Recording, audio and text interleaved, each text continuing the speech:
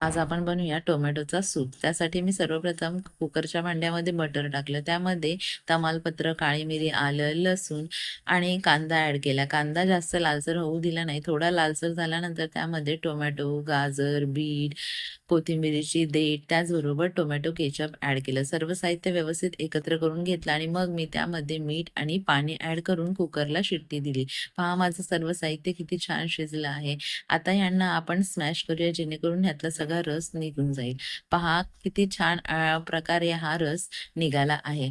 आता हा रस दाटसर होण्यासाठी मी कॉर्नफ्लॉवरची अशा प्रकारे पेस्ट करून घेतली. मग मी ह्या भांड्याला गॅसवर ठेवले आणि त्यामध्ये काळी मिरी आणि मीठ ॲड केलं आणि तयार केलं कॉर्नफ्लॉवरचं बॅटर ॲड केलं जेणेकरून आपल्या सूपाला दाटसरपणा यावा. पहा माझा टोमॅटोचा सूप किती छान झाला आहे. चला तर या मग तुम्ही पण थंडीमध्ये गरमागरम टोमॅटो सूप खायला. Please subscribe.